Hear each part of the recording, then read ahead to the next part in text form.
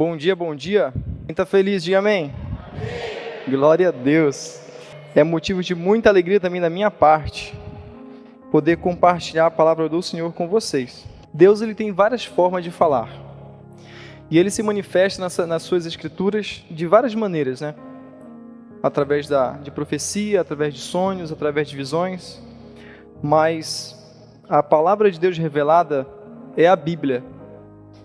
E ela temos como referência para ouvir Deus falar. Quando eu estive pensando sobre o que Deus quer falar, várias coisas Deus quer falar. Depende da nossa necessidade, depende daquilo que você está precisando ouvir. E eu falei, Senhor, preciso falar algo que a igreja precisa ouvir. E Deus me guiou para João capítulo 4, se você puder abrir. Seria o capítulo todo, só que os irmãos não vão ter paciência para me ouvir o capítulo todo. Então, eu vou dividir em 3 partes o capítulo para me ler para vocês. Só que eu vou dar o contexto para vocês entenderem, tá bom? Apesar que eu sei que os irmãos aqui são estudiosos da Bíblia e já conhecem esse texto com a palma da mão. Vamos ler primeiro do 12 ao 15, depois do 23 ao 26, depois do 31 ao 38. Do 12 ao 15 diz assim. Vocês encontraram, amém? Afirmou-lhe Jesus: quem beber desta água tornará a ter sede. Aquele, porém, que beber da água que eu der, nunca mais terá sede. Pelo contrário, a água que eu lhe der será nele uma fonte que jorra para a vida eterna. Disse-lhe a mulher: Senhor, dá-me dessa água para que eu não tenha mais sede, nem precise vir buscá-la. Aqui está falando sobre a mulher samaritana, na qual Jesus precisava chegar a um local. E essa cidade, que era a cidade de Sicar, ficava no caminho. E Jesus parou lá, na beira do poço. E enquanto Jesus ficou lá, os seus discípulos foram até a cidade comprar alimentos, mantimentos. E nisso, aproxima-se essa mulher, e esse diálogo inicia-se. Após isso, ele fala para ela ir buscar o seu marido. E ela fala, não tenho marido. E Jesus fala assim, bem falastes, porque já tivesse vários aí, né? Esse também não é teu. E ela fala, tu és profetas, eu vejo que tu é profeta. Mas, onde é o local certo de adorar? Aqui ou em Jerusalém? Jesus fala assim, olha, é bem sabido que a salvação vem de Jerusalém. E ele responde no versículo 23, sobre a pergunta da adoração. Mas vem a hora, e já é chegada, em que os verdadeiros adoradores adorarão o Pai, em espírito e em verdade. Porque são estes que o Pai procura para seus adoradores. Deus é Espírito, e importa que os seus adoradores adorem em espírito e em verdade. Eu sei, respondeu a mulher, que há de vir o Messias chamado Cristo. Quando ele vier, nos anunciará todas essas coisas. Jesus disse, eu sou, eu que falo contigo. Nesse momento os discípulos chegaram e viram Jesus conversando com a mulher. E se perguntaram por que ele conversava com aquela mulher, só que não quiseram perguntar. E nisso ela foi falar para aquela população sobre Jesus e sobre o que ele falou. Convidando todos, olha, tem um homem que revelou a minha vida e eu acredito que ele é o Messias. Vamos lá ver. E nesse momento inicia o próximo diálogo que iremos ler. Os discípulos chegam para Jesus com alimento já comprado e diz assim, versículo 31. Nesse interim, os discípulos rogaram, dizendo, mestre, come. Mas ele lhe disse, uma comida eu tenho para comer que vós não podeis, que vós não conheceis.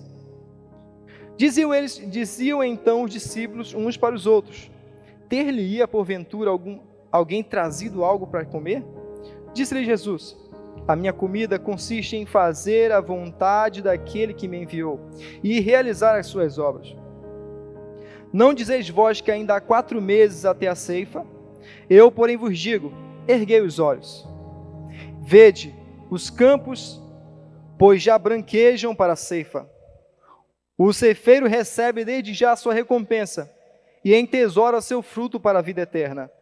E, de certe, se alegram tanto o semeador como o ceifeiro, pois como é verdadeiro o ditado, um é o semeador, outro é o ceifeiro.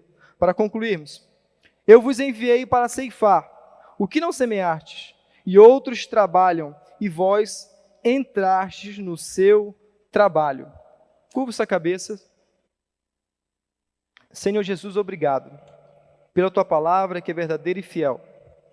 Que ela venha encontrar morada em nosso coração, que ela venha gerar prática em nossa vida diária, que venha fazer diferença de fato, que venhamos estar abertos, receptivos, com a mente aberta, o coração aberto, faz do nosso coração terra fértil, para a semente que há de ser lançada. Assim nós te pedimos, em nome de Jesus, amém. Amados irmãos, precisamos entender algumas coisas sobre o Evangelho, e Jesus em sua perfeição nos ensina na prática como fazer certas coisas. E o tema dessa mensagem hoje é enviados para transformar vidas. Temos um objetivo, todos nós já sabemos. É uma mensagem várias vezes pregadas e muito inculcada em nossa mente, que nós devemos fazer missões. Porém, a missão não deve ser encarada de uma forma qualquer. E aprendemos com Jesus como executar essa missão. Jesus, nesses 3 anos de ministério, ensinou com a vida como fazer missões, como proceder, como ter bom êxito nessa missão. Quando olhamos para o contexto dessa história aqui narrada, vemos Jesus tomando algumas atitudes intencionais, pensando na vida eterna, pensando na alma da pessoa. Mas a pergunta que eu quero fazer para você: qual é a sua missão? O que você tem para fazer? O que você vai fazer? Isso precisa responder primeiramente 3 perguntas básicas. Primeira, por quê? Segunda, para quê? E terceira, para quem? Por que fazer missões? Por que você tem um chamado? Qual o motivo?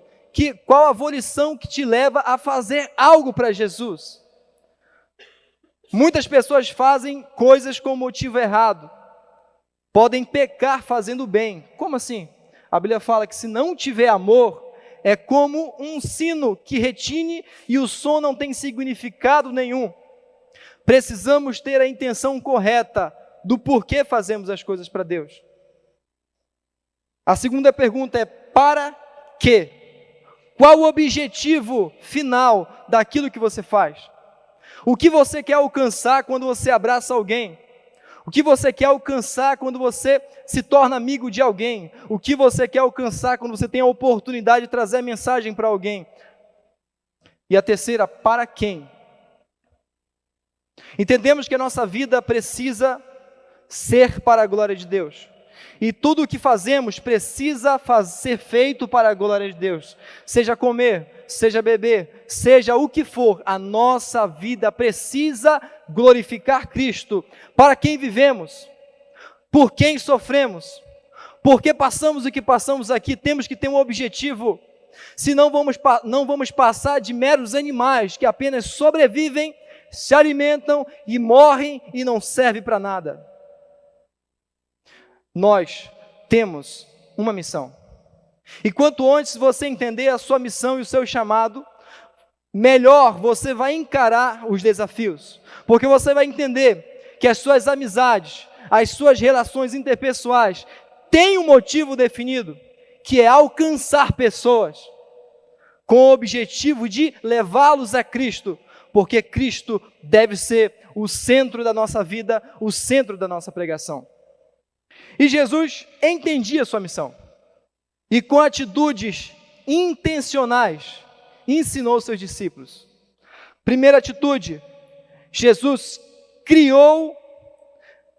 Jesus identificou uma necessidade.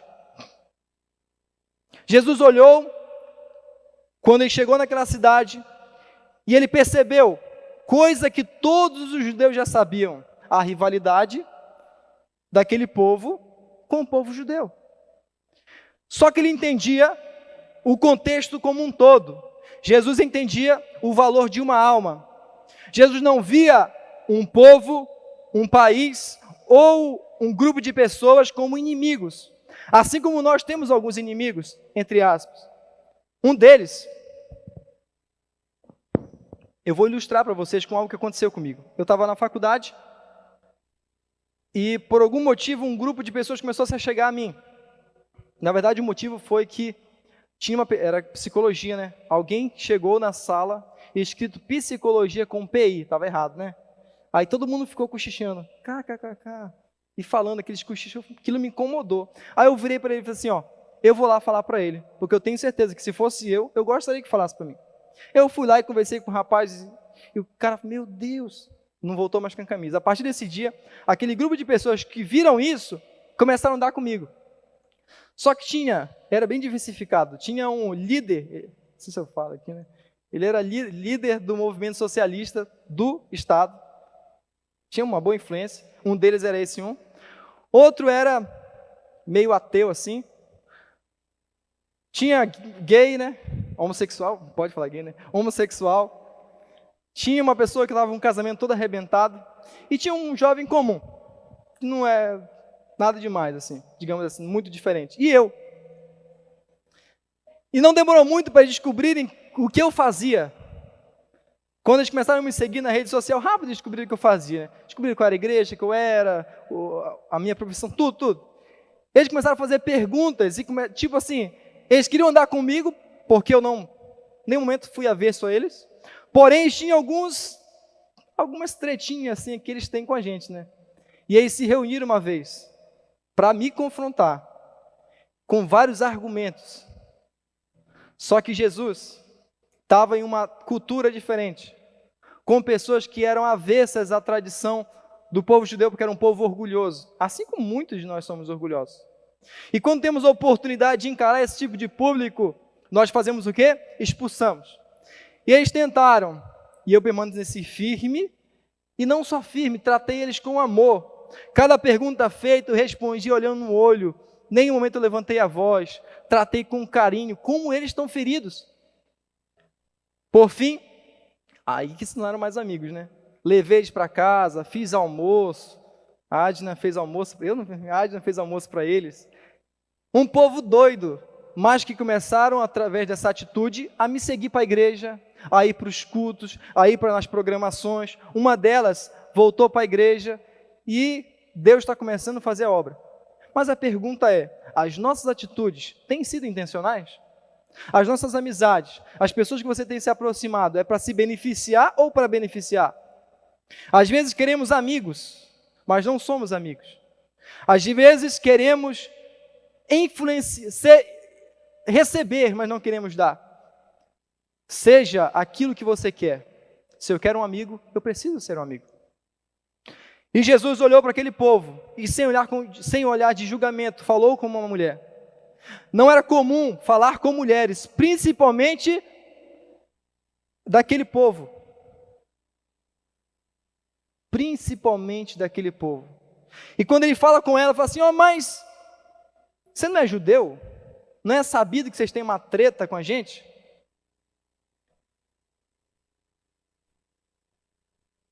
E Jesus identificou essa necessidade espiritual e agiu. Segundo lugar, Jesus identificou e criou uma oportunidade. Não basta apenas você ver o defeito, não basta apenas você entender a necessidade de missões, entender que as pessoas precisam ouvir falar de Jesus, se você não cria nenhum método, não faz nada para alcançar essa pessoa. Jesus viu a necessidade e criou uma oportunidade. 2 Timóteo, capítulo 4, versículo 2, diz que nós devemos pregar a tempo e a fora de tempo.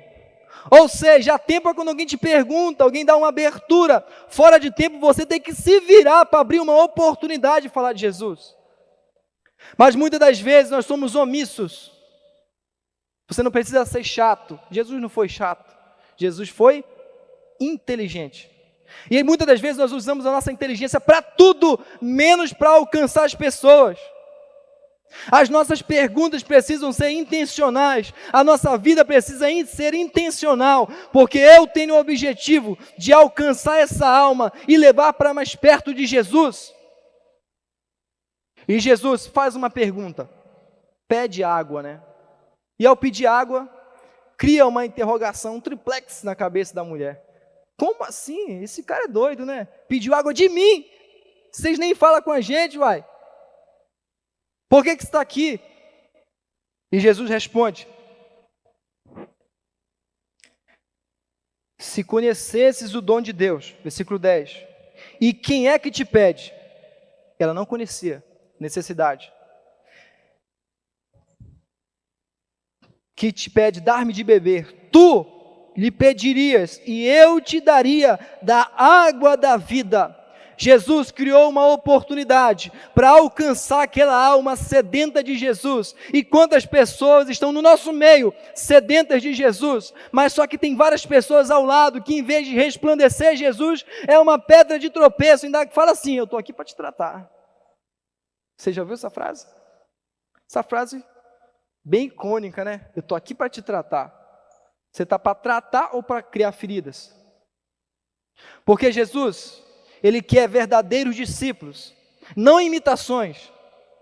Jesus quer pessoas que querem tratar feridas e não abrir feridas. O que eu puder para facilitar a tua vida, para chegar perto de Jesus, eu preciso fazer. Eu preciso ser semelhante a Cristo Jesus. Que se eu não for semelhante a Cristo Jesus, eu não sou um discípulo.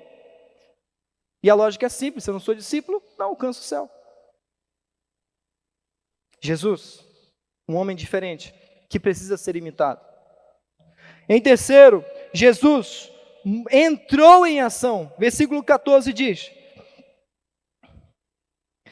aquele, porém, que beber da água que eu lhe der, nunca mais terá sede.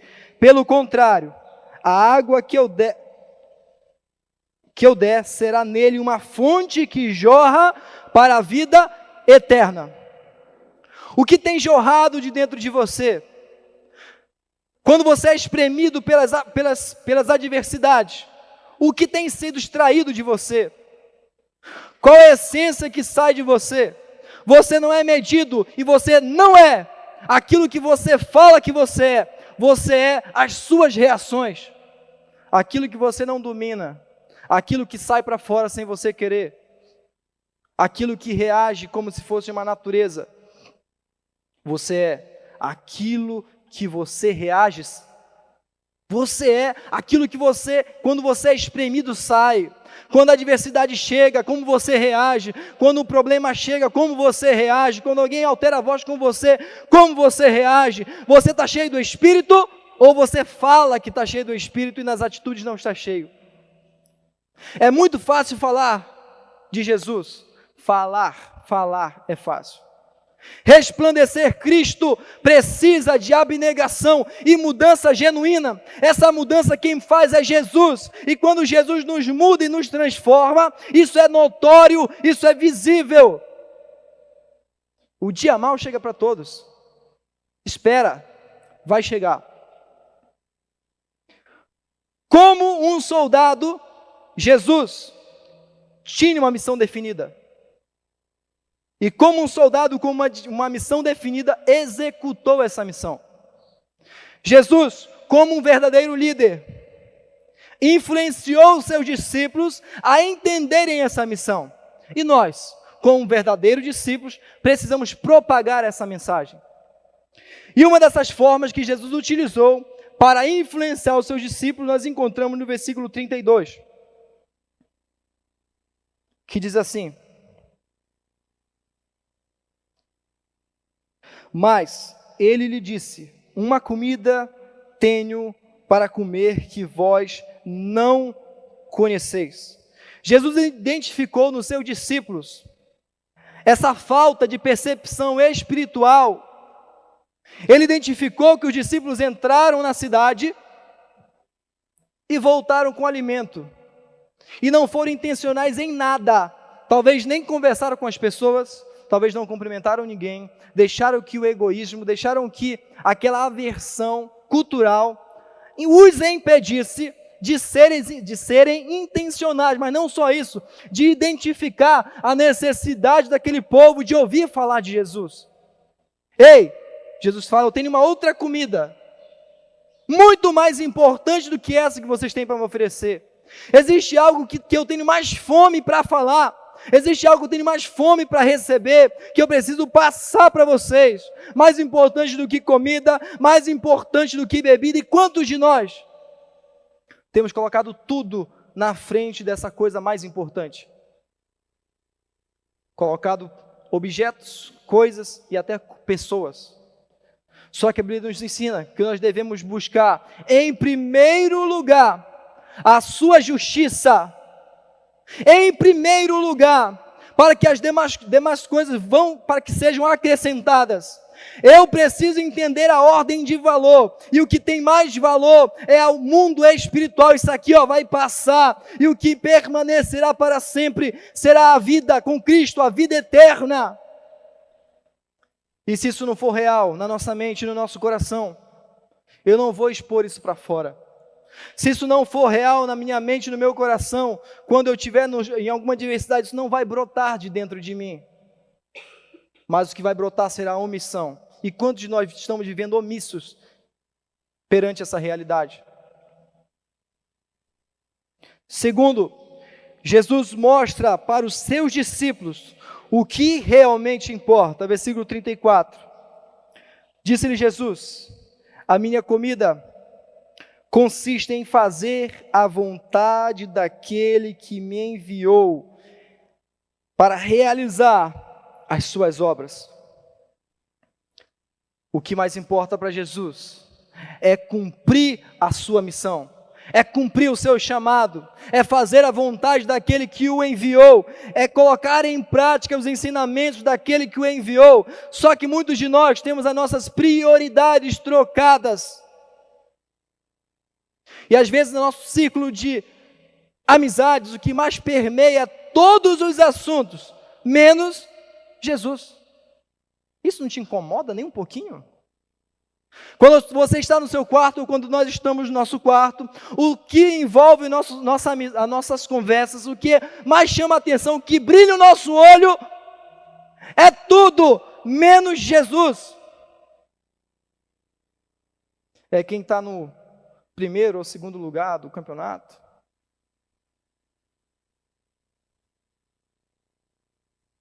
Eu preciso ter um amor maior por missões, e isso precisa ser exalar de tal forma que as pessoas vejam.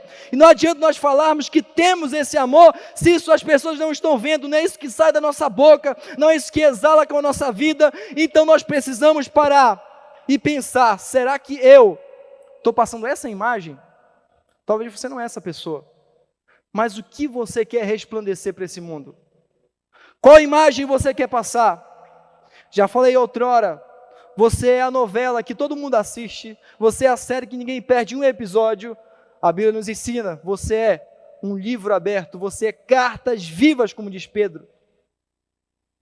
Cartas vivas, ou seja, uma carta que as pessoas estão lendo, as pessoas estão vendo. Então toma cuidado com o que você fala, toma cuidado com o que você faz, porque as pessoas estão nos observando, e elas precisam ver Cristo acima de tudo, precisam ver que em mim resplandece primeiro o reino de Deus, primeiro a sua justiça.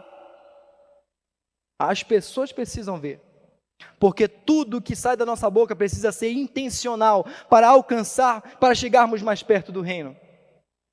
Tudo que deve sair da nossa boca deve ser intencional. Deve ser, né? Mas não é tão fácil. Não é tão fácil. É que nem orar sem cessar, né? Não é tão fácil. Não é tão fácil. Só que Jesus nos chama para o seu íntimo, para o próximo degrau, para vivermos uma vida diferente, separada do mundo, para sermos diferentes, para nós não aceitarmos o padrão comum que esse mundo vive, para nós nos separarmos, nos santificarmos e darmos testemunhos que ecoam na eternidade, testemunho que alcançam pessoas, testemunho que façam com que pessoas saiam da escuridão para a luz. Seja uma pessoa que resplandece Cristo. Em terceiro, Jesus quer abrir a nossa visão. Versículo 35.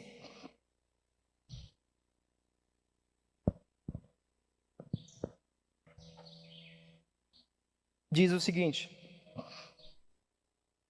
não dizeis vós que ainda há 4 meses até a ceifa? Eu, porém, vos digo, erguei os olhos, erguei os seus olhos, vede os campos, pois já branquejam para a ceifa.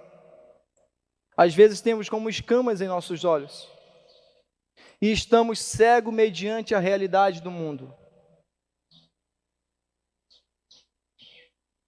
Levanta os teus olhos, olha para o lado.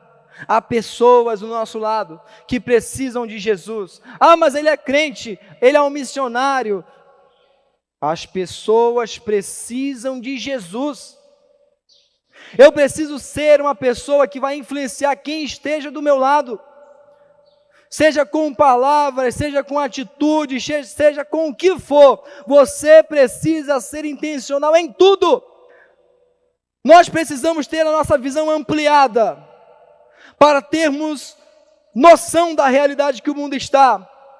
Nós precisamos entender que estamos em guerra e que a guerra foi declarada contra o império das trevas. Não foi contra nós, foi contra o império das trevas agora. E às vezes vivemos uma vida entrincheiradas, como se o inimigo tivesse vindo nos atacar. Só que Jesus quer nos passar para um próximo degrau. Antes você vivia só para se defender, para sobreviver, para lutar contra o pecado. Agora Jesus Cristo te chama para você ser um soldado da ofensiva. A Bíblia nos ensina que as portas do inferno não prevalecerão. A porta está fixa, parada, a porta não anda, mas o exército de Cristo está indo em direção à porta, e as portas do inferno não prevalecerão contra essa igreja. Mas a igreja precisa estar na ofensiva. Eu preciso estar no campo de batalha. Eu preciso entender que eu sou um soldado, e enquanto eu não entender que nós estamos em guerra, eu vivo uma vida desapercebida. Morremos não sabemos como, tropeçamos no que não vemos, mas Jesus Cristo quer ampliar a nossa visão, abrir a nossa mente, abrir nossos olhos para que vejamos o mundo espiritual, para que entendamos que a guerra foi declarada. Enquanto você ficar apático ou parado, você vai ser atingido, mas se você for para a ofensiva, tem uma promessa, e Ele estará conosco até a consumações dos séculos. Ide, portanto, fazei discípulos de todas as nações. Esse chamado de Deus é para atitude, é um chamado para ação. Nós precisamos sair da inércia, entendermos a vontade de Deus e agir. Quarto, Jesus quer nos fazer entender que a nossa missão é urgente e tem efeitos eternos. Versículo 36. O ceifeiro recebe desde já a recompensa e entesoura o seu fruto para a vida eterna. Vamos orar?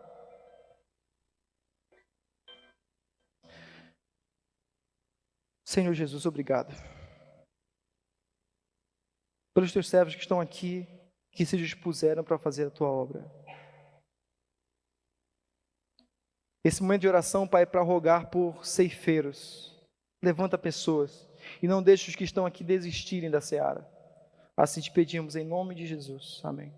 Para quem não sabe, esqueci de explicar, às 10:02, referente a Lucas capítulo 2, na missão dos 70, Jesus fala que os campos já estão brancos, igualmente o texto aqui, só que em outro contexto, e que é para nós rogarmos por mais trabalhadores. Por isso oramos 10:02, referente a esse momento. Isso traz uma recordação um pouco triste. Quando meu irmão faleceu, a cerimônia foi de manhã, e eu trouxe uma palavra. Quando passaram o microfone para mim, era exatamente 10:02, e meu telefone tocou, e eu vi meu irmão lá, um ceifeiro que foi, né? Nunca foi tão real aquele momento, como foi naquele dia. Rogai por trabalhadores. A seara precisa. Muitos se foram, né? Isso é a realidade do Evangelho. É o entender que é tão urgente, mas tão urgente que não há dor que possa se comparar com a dor de Cristo Jesus, que se entregou para que as nações ouvissem falar de Jesus. E eu não posso ser apático, eu não posso ser medroso, eu não posso me calar mediante essa realidade do meu chamado. E se você foi chamado para fazer a obra de Deus, você não pode mais se acovardar. Já chega de deixar que coisas ou situações que aconteceram com você parar aquilo que Deus quer fazer em você e através de você para a glória de Deus. Para a glória de Deus. E ele mostra essa necessidade de que a missão é urgente e que ela tem valor eterno. Li o versículo que fala: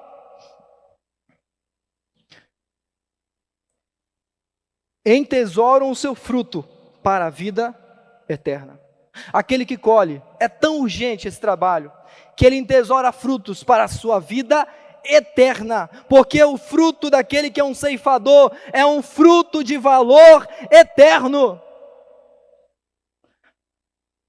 A minha alma é tão importante como a sua é importante. Assim como eu quero estar perto de Jesus, eu quero levar você para perto de Jesus. Amar o próximo como a nós mesmos requer que eu ame você assim como eu quero bem para mim. Por isso Jesus fala para os seus discípulos: olha, vamos pregar, vamos ceifar, porque quem colhe e ceifa entesoura tesouros para a vida eterna. É urgente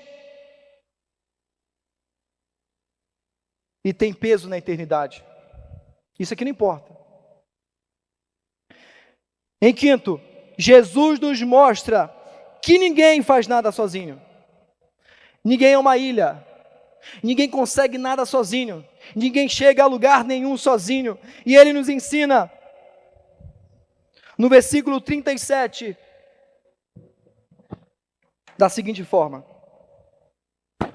Pois no caso é verdadeiro o ditado: um é o semeador, outro é o ceifeiro. Quanto de nós não estamos colhendo frutos de pessoas que não estão mais entre nós?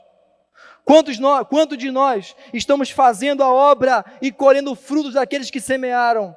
A Bíblia nos ensina: semearam chorando e gemendo, mas trarão para si com os molhos, com lágrimas nos olhos, com risos, trazendo a boa semente.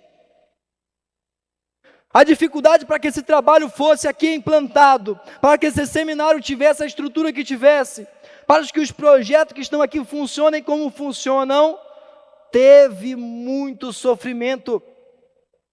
Para que o nosso missionário de kimono alcançasse o mundo através do jiu-jitsu, não foi fácil, mas alguém precisou plantar. Alguém plantou uma semente no coração do nosso mestre, o sensei. E ele prega isso aqui para todo mundo. Então agora isso tem frutos, ele pode fazer muito mais para Jesus, mas só que isso é para todos nós.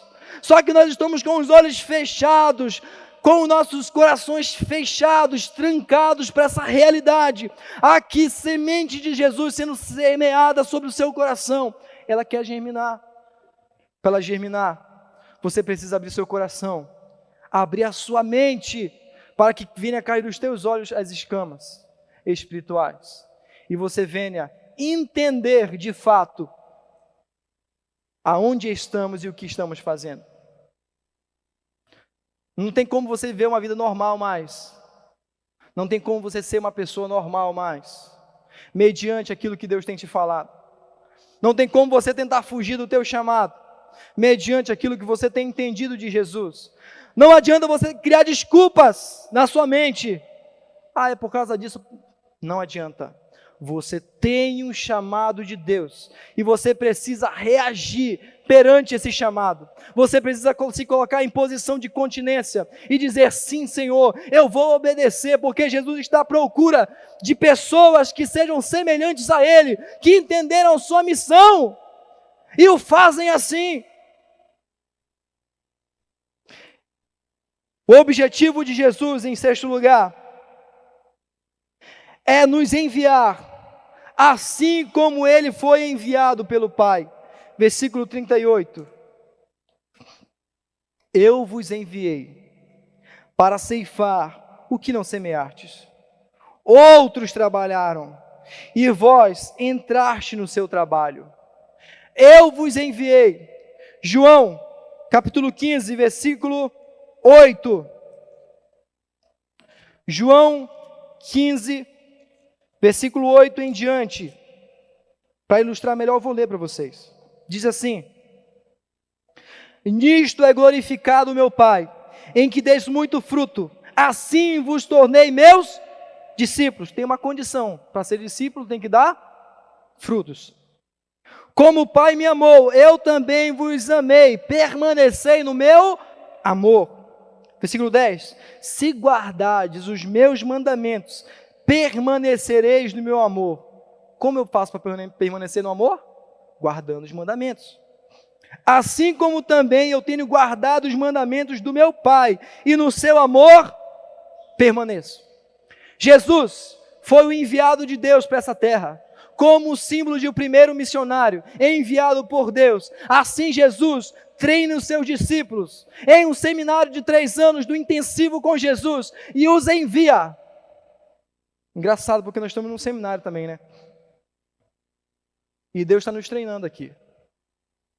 Você já entendeu o seu chamado. Você já entendeu a sua missão. E eu quero te dizer, todos temos chamado. E agora vou ser mais específico, um chamado específico dentro do corpo de Cristo. O corpo de Cristo tem vários membros, cada membro com as suas operações bem definidas. O braço tem sua operação, a sua função. As pernas têm sua função bem definida. A língua, os ouvidos, cada parte do seu corpo tem uma função definida. E a Bíblia nos ensina que nós fazemos parte do corpo de Cristo. E nessa mesma alusão ele vai falar sobre os ministérios que Ele nos dá. Por isso eu te digo, você tem um chamado específico no corpo de Cristo. Um chamado por Deus, específico no corpo de Cristo. Uns foram chamados para profetas, outros para apóstolos, outros foram chamados para ser pastores. Por que você foi chamado? Se você não foi chamado para nada, você nem faz parte do corpo de Cristo. Mas nós nascemos com uma missão. Você nasceu com algo que Deus te deu. Algo que você não consegue controlar. Talvez no seu coração agora está ardendo uma chama. E no seu íntimo você sente algo queimando, porque você sabe que você foi chamado com um propósito definido por Deus. Nem todos foram chamados para guiar o povo. Outros foram chamados para ajudar aquele que guia. Nem todos foram chamados para pregar para multidões, mas muitos foram para ajudar na mídia, através de uma forma para dar apoio para aquele que vai ministrar a palavra. Mas eu preciso estar envolvido no corpo de Cristo. Se eu não estou envolvido no corpo de Cristo, eu não faço parte do corpo de Cristo, é lógica. Então hoje Deus está nos chamando para nós fazermos algo a mais para Ele, para nós identificarmos alguma coisa, como Jesus identificou uma necessidade. Ele olhou para aquele povo e olhou para aquela mulher e viu uma necessidade. Assim nós devemos olhar agora, abrir os nossos olhos, para que Deus venha a expandir a tua visão espiritual e ministerial, para que você venha olhar para a necessidade e criar oportunidades para fazer algo para Jesus. Ah, mas eu não sou tão capacitado. Ele nos chama, nos capacita. Me lembro de uma situação. Por onde eu passei, eu sempre fui o mais novo, né? Digamos assim. Eu estava no ministério de pessoas mais velhas do que eu. Eu era o pastor mais novo, né? Nem sei, 200, 300, nem sei quantos pastores tinham lá. E me chamaram para pregar num evento, numa igreja, quando eu fui de férias aqui, na época eu não era pastor, desculpa. Quando eu fui daqui de férias, na época eu não era pastor. Aí avisaram, missionário Gabriel, só que ninguém sabia que era missionário Gabriel, né? Cheguei lá, as pessoas olhavam assim, ó.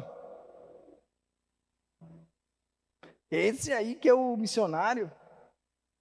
Aí eu pensei, isso foi de manhã, num evento pela manhã, eu pregaria à noite.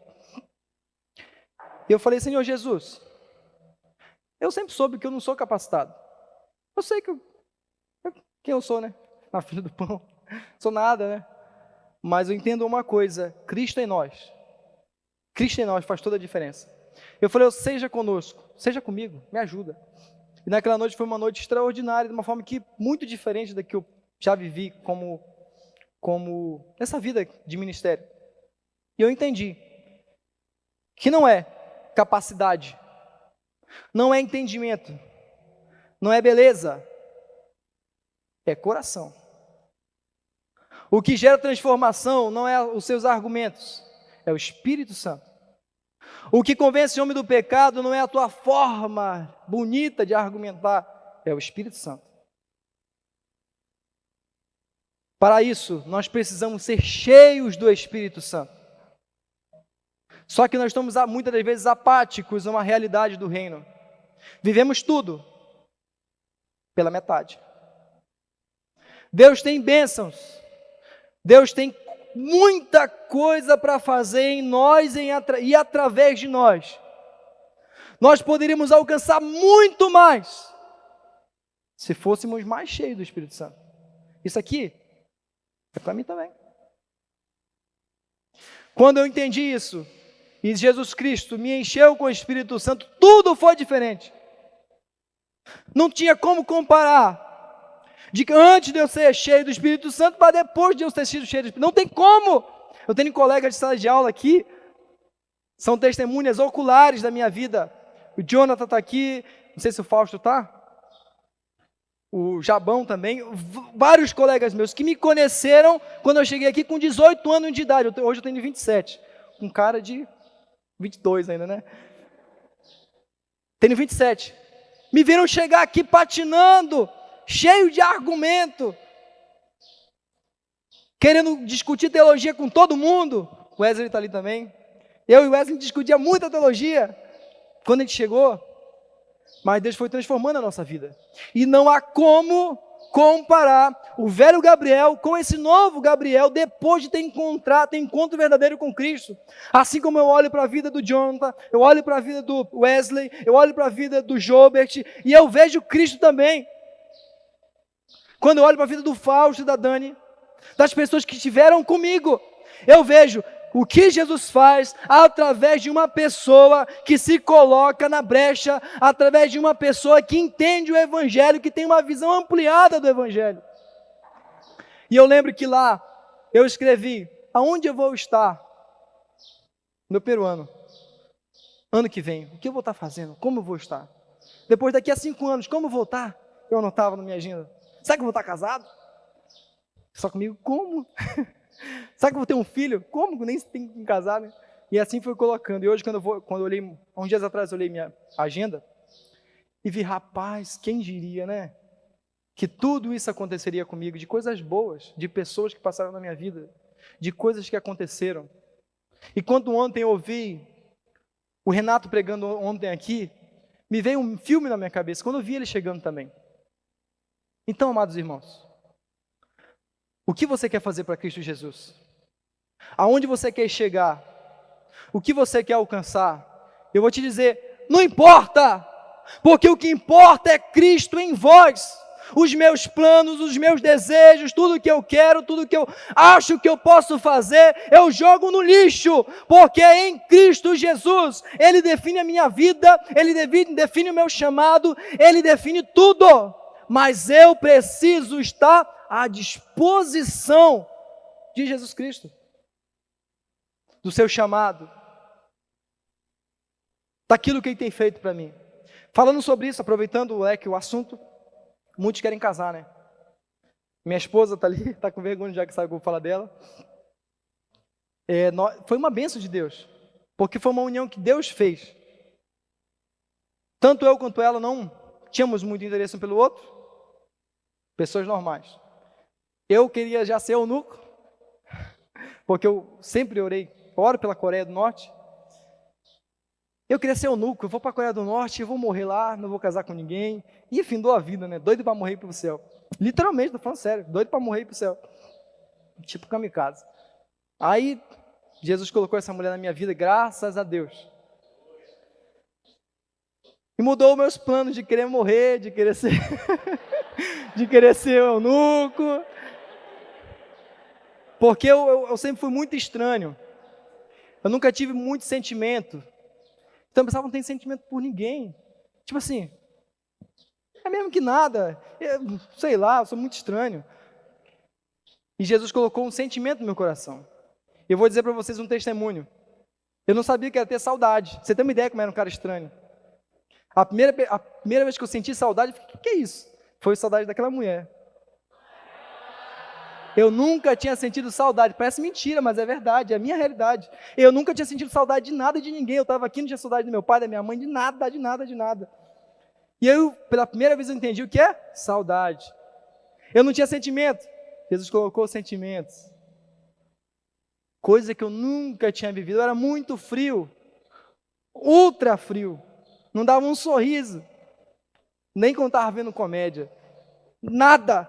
E ela veio para alegrar a minha vida e trazer sentimento para mim. Então isso faz parte do nosso chamado. Ninguém faz nada sozinho. Ninguém chega em nenhum lugar sozinho. Nós precisamos um do outro. E se Deus colocar alguém na tua vida, espera, calma. Eu lembro quando nós iríamos iniciar, Jesus falou comigo assim, ó. Fala para o pastor Job que vocês vão orar mais de 2 meses. Você acredita que eu fiz essa loucura? Aí eu falei, olha, pastor Job, pastor, já chamo você, aquela agonia, né? Mais 2 meses para a gente orar, porque a gente está muito emocionado. Então eu identifiquei, cara, sinceramente, o que é mais importante? Às vezes nós colocamos tudo antes de Deus. Ninguém entendeu nada. O pessoal falava mal de mim para a Adna, falava que eu não gostava dela. Só porque eu fiz o quê? Falei, olha, ele podia estar namorando, não tá, por quê? Porque não gosta, está com dúvida. Mas eu entendi. O mais importante é Jesus, eu preciso entregar algumas coisas. E antes que isso se torne um Deus na minha vida, presta atenção no que eu estou falando, não sei se você está com um Deus na sua vida, entrega esse Deus. Você tem uma missão, que é mais importante do que casar, que é mais importante do que ter filho, do que ter família, do que ter qualquer coisa, que é obedecer a Deus acima de tudo. E se Ele não quiser, eu não estou disposto a obedecer, Senhor, eu nem consigo orar assim. Tem gente que nem consegue orar assim. Fazer tudo, entregar tudo para Ele, para a glória dEle, para que Ele venha ser exaltado na minha vida. Às vezes isso é sofrimento, às vezes temos que entregar coisas que nós amamos, relacionamentos que muitas vezes não nos aproximam de Jesus. E muitas vezes nós deixamos o sentimento atrapalhar aquilo que Jesus quer fazer em nós, através de nós, para a glória dEle. E eu quero orar com vocês, para concluirmos, porque eu vejo que todos nós necessitamos ser aquecidos pelo Espírito Santo, olharmos para a obra de Deus com amor. Quantos de nós já não ouvimos aquele versículo? Ide, portanto, fazer discípulos de todas as nações, batizando o nome do Pai, do Filho e do Espírito Santo, e eu estarei convosco até a consumação do século. Muitas vezes eu falei isso na capela. E soa como mais um versículo apenas. E antigamente talvez esse versículo batia forte no seu coração, trazia lágrimas nos teus olhos. E hoje não passa de uma frase, palavras sem mais sentido como tinha antigamente. Eu não sei se hoje você se encontra dessa forma, talvez amortecido, não tem mais aquele mesmo amor que antes, aquela mesma garra, aquela mesma vontade. Jesus quer criar em você um novo coração e quer fazer você voltar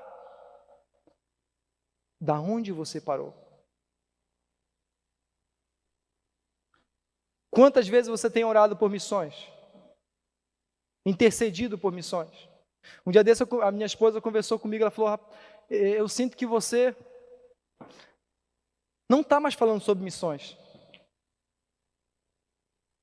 Eu pensei, eu preciso olhar para a minha vida. Eu amo missões, mas por que eu não estou falando mais como falava antigamente? Isso é reconhecer o nosso erro. Isso é você olhar para dentro de você e entender que quase você faz o quê? Apaga o espírito. Mas quando você tem pessoas no teu lado, que olha para você com um olhar de amor e vê a necessidade, cria uma oportunidade e te leva para perto de Jesus, essa pessoa é Jesus Cristo aqui nessa terra. Seja você Jesus Cristo aqui nessa terra. E faça pessoas a voltar, a amar mais um pouco, a interceder mais um pouco, se aproximar mais um pouco de Jesus. Foi isso que Ele nos ensinou. Eu sempre falo isso. Não custa repetir. Deus ama repetir. Não é à toa que Ele criou um livro, Deuteronômio, repetição da lei. Então Deus ama repetir, então eu vou repetir para você.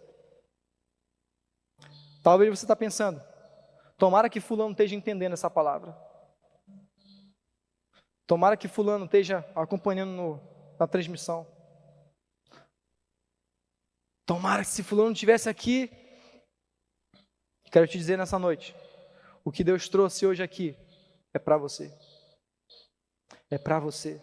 Se você está bem, é para você permanecer. Se você está mal, é para você corrigir seu caminho. Então eu quero orar por você. Eu não posso deixar esse momento passar em vão. Eu não posso deixar esse momento escoar nas minhas mãos como se fossem água. E aí? Então vamos ficar de pé? Eu vou orar por você. Aí de onde você está. Eu quero que você analise o seu coração. Que você feche seus olhos, curve sua cabeça e faça uma pergunta para você.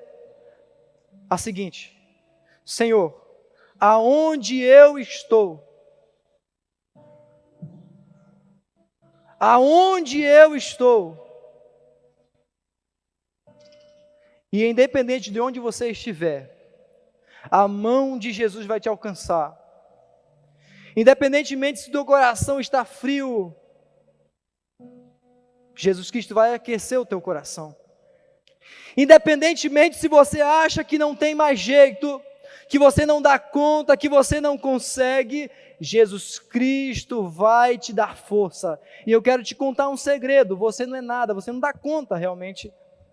Mas se Jesus Cristo entrar na sua vida, se você der liberdade para Jesus agir na tua vida, você vai provar do extraordinário de Deus.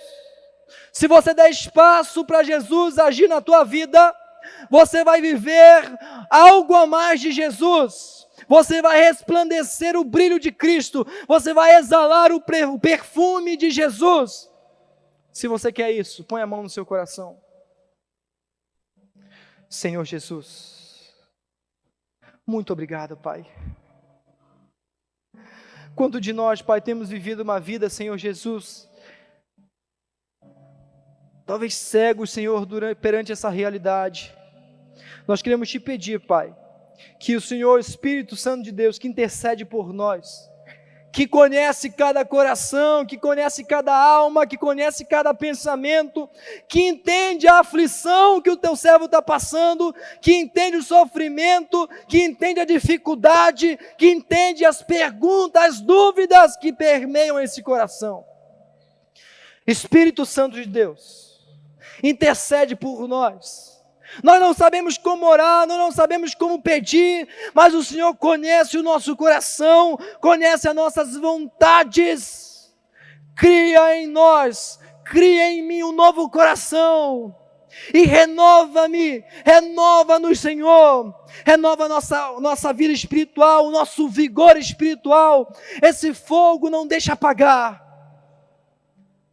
Que venha haver atitudes na nossa vida, que nós venhamos sair daqui nessa manhã com atitudes definidas, daquilo que iremos fazer para o Senhor e para a Tua glória.